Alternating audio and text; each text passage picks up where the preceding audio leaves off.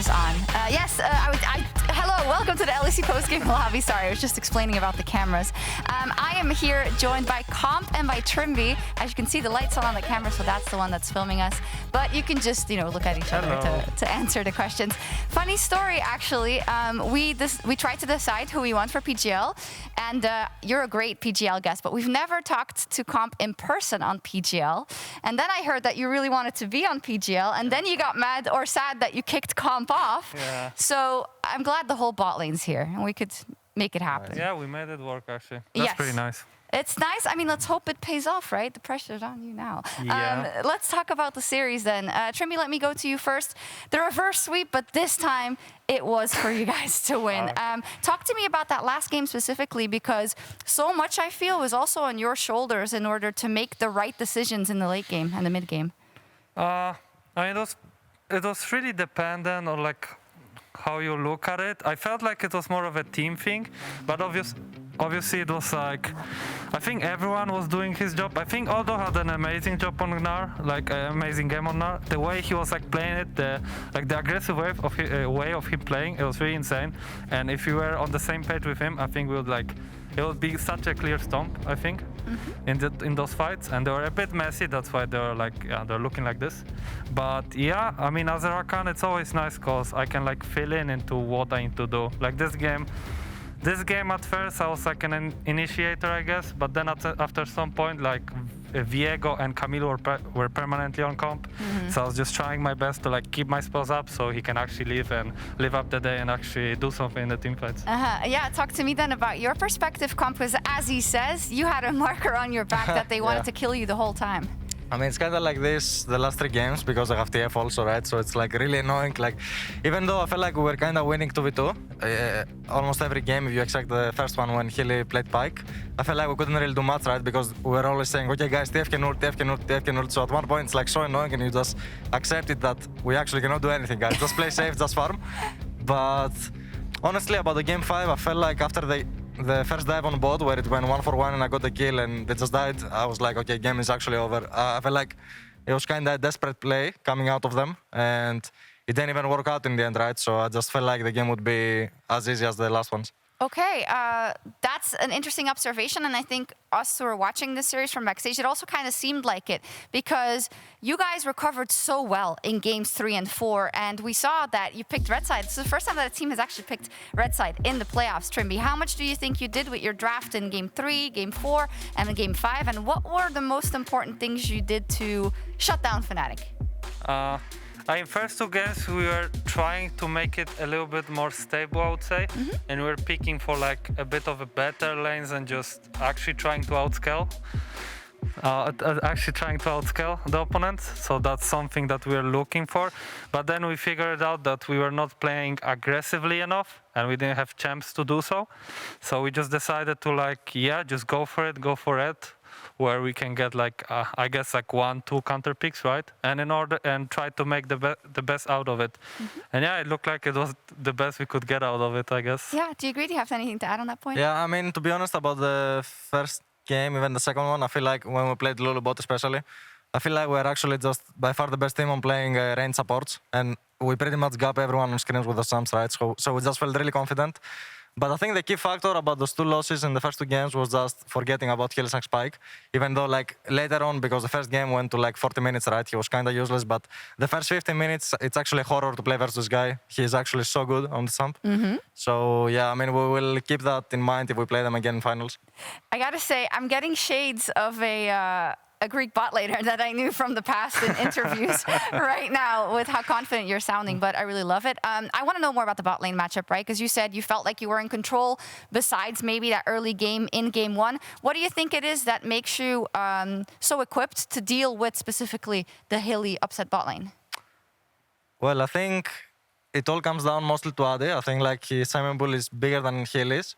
Even though Healy plays those champs like Zilean, and in the past he was playing some Morgana and range supports. I feel like the most broken supports right now, like Lulu and Yumi and all this stuff, I just don't see Healy playing them yet. But of course he can, right? I think he has the ability to play those champs. He's good enough. But it's I feel like that's our advantage overall. We're really flexible on both sides. And as I said, right, I think we're overall really confident blind picking them, even though most people are not, right? So I think that's also a big advantage for laning phase because those champs can be very strong in lane and scale very well. Yeah, Adi, I wanted to ask you about that because we know how much you like to play. Can I call you Adi? Sorry. Yeah, sure, go for it.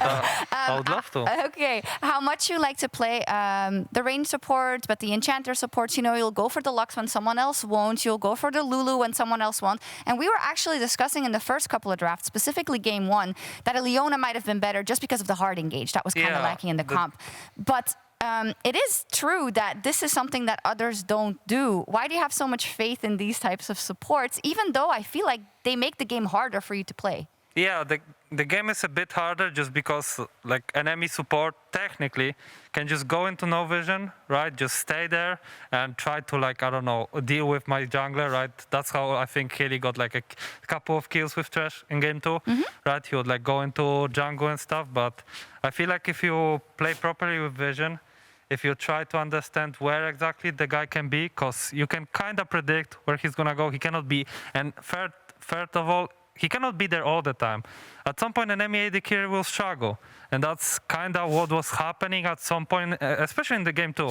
Like, Trash was 2 level, like, he was 1.5 level behind at some point during the laning phase, and Upset was struggling in the sense that he was not like 1 HP under tower, but we were able to constantly poke him and hit the tower, that at some point we got that tower, I believe.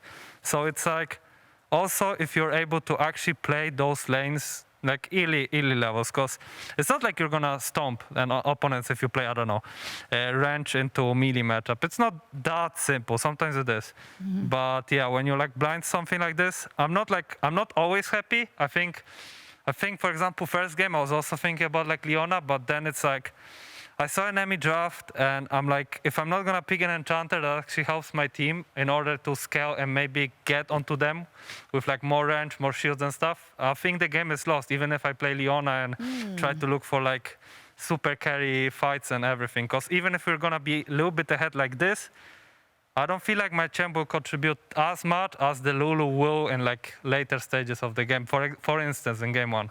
Yeah, I think game 1 is a great example because even though you were behind, you felt like you were in that game the whole time. Like you felt like you could actually still win it, right? I still think Killy did a little bit of a job to make us be in a state that we were, even though he was playing really well for Did you first then minute. think, oh, maybe I should pick up the Pike or something? I mean, I like to play Pike, but I never really. I never picked it up for like 3 years now, I feel like, and I'm just playing it in Sjokz, so obviously it would be always nice to play the way he does and just do the stuff he does, but as you could see, even him, sometimes he does mistakes that are a little bit silly, but they're really easy to do on this champ. It's like incredibly hard to like not int on this champ, I feel like. So even though he did that, it's really insane that, you know, he's able to pick it up on this level and make it really look insane. Okay, and then Comp, maybe the final thing about the series for you. These are kind of the first games that you play on stage that are this important, that get to this momentum, like this game 5 for making it to the final. How comfortable did you kind of feel in the team, and how were the nerves? Because I think that's a safe question to ask when you get into this reverse sweep situation. Well, for sure, like playing such an important best of 5 game in playoffs, especially in LEC, it has never happened to me before, right? So like technically I should be nervous and all of this, and I should have a lot of stress, but in reality I was actually just really enjoying myself. Even though after the 0-2 I just went into the room, I was like, guys, like I really don't feel like it's a 0-2, you know, just go play the next one, it's really whatever. Of course it sucks, and if you really put it into consideration, then you will be like, ah, fuck, we are 0-2, right? Yeah. But it just didn't feel like it. I was just like, you know, if we need to sit here and play 3 more games until we win the whole series, I will do it, you know, I don't care. So I was pretty much just enjoying myself. I really think today actually Comp stepped up really huge, especially mentality-wise, because as he said, like he did what he did with like the 0-2 thing.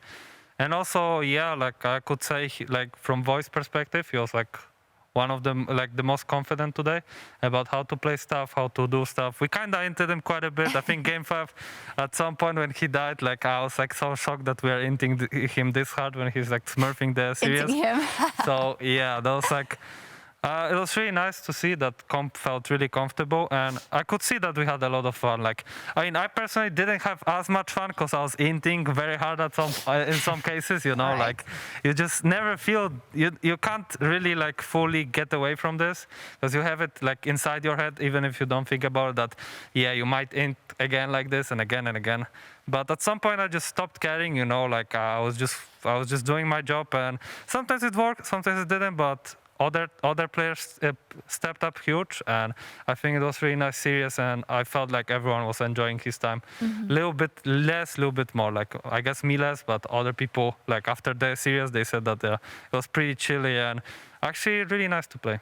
Yeah, I heard that we need to move on. So there's one more thing I want to ask you. Because you said like, oh, I just like tried to not care after a while and just focus on the game. And I remember specifically because I saw you for a little bit last year, you know, after the finals, and I just saw how downtrodden you were. And it was crazy because this was such a hard moment for you, and still you took the time to be like, hey, thank you guys for everything, like everything. And that showed to me, you know, how good of a person you are and how committed you are to getting back on top. And you said, I'll be back, I'll be back. Like, how different do you step into these stressful situations and now into your second or in your third round final?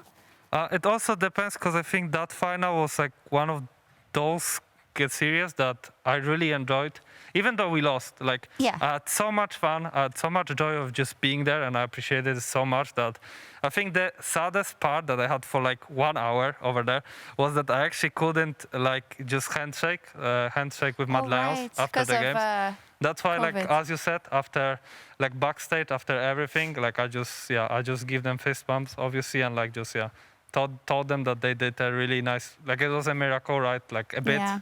the way they did and everything, and I was pretty proud. I was happy for them, even though I was sad for myself, right? Like I really appreciated that competitiveness that Good guy, happened. Trymbi. Good guy, Yeah, I Trymbi. guess, and it's not always like that. Sometimes I'm like, for example, last series, I think like after third game I was quite tilted. I'm not gonna be Who honest. wouldn't be?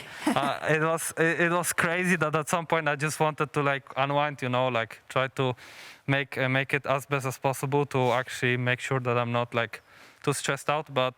It really depends, because sometimes I feel like I'm very mature with it, but sometimes I get into those situations where I know that I shouldn't do that, but I'll still do that, even though I just because I feel like it. So Yeah. it's something that I still need to work on as a person, but you know, I'm like, I guess I'm in this case, I'm just in esports scene, right? Just playing computer games, so I'm not that mature as I should be. So I'm trying my best to like make it up, right? Not a lot of people could do what you do, Trymbi. don't sell yourself short. But it's awesome to follow your journey. So you'll be moving on to the finals. We still have to crown the Kia player of the series. It is Malrang with 71% of the votes. Let's go. Let's go, indeed. Easy clap. I believe it was Malrang production. Was it Malrang, Trymbi, Odo? Who was it that was in the vote? It's okay. I would never get it anyway, so don't worry about it. Malrang, Larsen, Trymbi it was actually. But we Okay. can't put 5 in, which is so annoying. Comp, I'd love for you to talk a little bit about the jungler. For you, stepping into the team, but also Malrang, right? It was the first time for him this season so far. How much did he deserve the player of the series today? Yeah, I mean, he's a bit good at this video game, not gonna lie.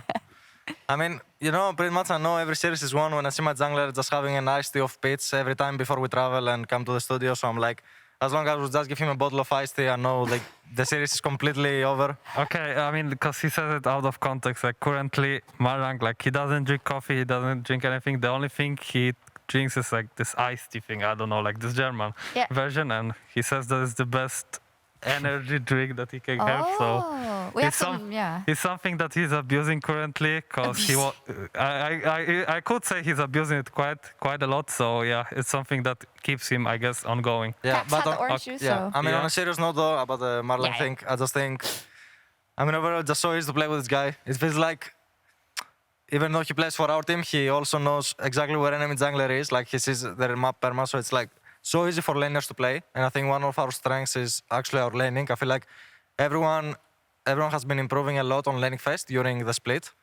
So yeah, having a jungler like that can just either do his job of just tracking enemy jungler and being like, okay, I will put a ping ward for you and some trinkets and you can play your lane and do your thing, or he can be this type of crazy guy that we saw in Hekarim perma-ganking, killing people. So this flexibility is like the best thing you can have, especially on a jungler role, because I just think you cannot have one-dimensional style, especially on this role, right? Because it's really easy for enemy team to figure out, and I feel like the level is overall like good, right? So people can like figure out if you play one-dimensional style and just basically counter you.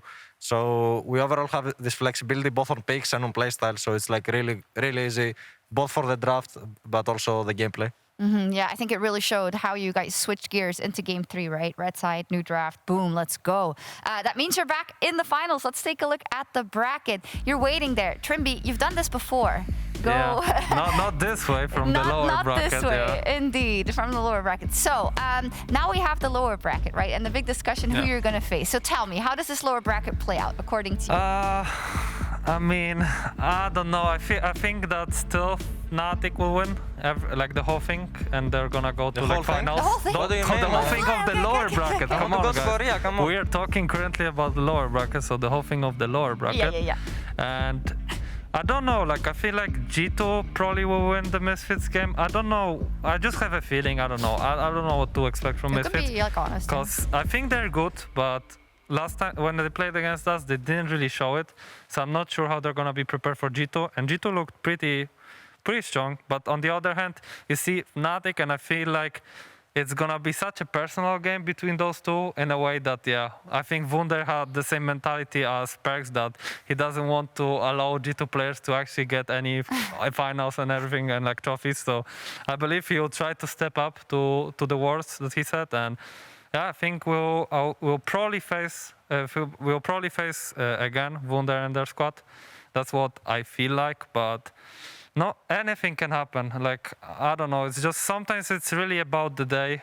If someone will play better, and it's also gonna be a bit of a different one due to like the crowd and everything. So we'll see how it goes. I don't really care who of them are gonna win. We need to win versus everybody, and now I feel like it's gonna be maybe even a bit easier versus Fnatic, just because of the fact that we actually showed them that we can actually win against them quite a bit. So Comp, who would you like to beat in the finals? I actually don't know. I mean, basically, you just want to win. what I want to say like about this is like, on the one hand, I feel like Fnatic are in logic the favorites, right? Even if they face G2 or Misfits. I mean, I suppose they will face G2, right? Even though I feel like Misfits had a pretty decent regular season. I mean, pretty good, honestly. I just don't see them winning against neither of these teams. But also, like, I mean, I saw like one of the hype LEC videos, and Wunder was saying like, I hope I'm the one knocking out G2 completely. So now he has the opportunity thanks to us. But also, like, I actually think as long as G2 bot lane steps up, G2 can actually have the opportunity to win. Because I feel like overall, especially in the Vitality series, even though like their bot lane had some laning issues, they actually really showed off later in the game, like in teamfights, especially FLICKR played a pretty decent series, I feel like, on Jinx. So yeah, as long as actually G2 managed to match Fnatic bot lane in a way, not win them right on anything, just match, like be even best, I actually see them winning, because I feel like Broken Blade has also been playing way better, and you never know how good Caps will be on the day, right? He can be the best player in the world, he can just be, whatever. Yeah, just be Caps sometimes, yeah. So I honestly have a feeling that G2 will win. And then you'll play G2. Yeah. That's cool too, right? Yeah, that's something different, right? Something different. Yeah. I mean, I'm playing in the final. I'm happy whoever I play. Couldn't care less. I love it. Yeah. Yeah, okay. So as I'm gathering tomorrow, we do have G2 Esports versus Misfits. The feelings here is that G2 is going to take it. We will see, of course, what happens. I'm going to let these guys go because it's been a really long day. I'm just going to pull out my phone for the selfie. Oh, good. Thank you, by the way, that you both wanted to join PGL. I was very flattered. No problem. It's always a pleasure. Especially to have a talk after the series. Yes, I think that'd be better. Then Okay. Let's do this. I'm Get gonna them put my microphone away. Try and smile with your eyes. Oh yeah, okay. And Lovely. Awesome. Thank you very much, guys. Wonderful stuff. That's all from us here for tonight and after that crazy reverse sweep. But over in the LCS, we've got their spring playoff starting tonight with a best of 5 between Cloud9 and 100 Thieves. Quick prediction. Cloud9, 100 Thieves. Cloud9? Cloud9? Cloud9. Cloud9. Okay, we'll see. We'll see you tomorrow for Misfits versus G2. Bye. Bye-bye. Thank you.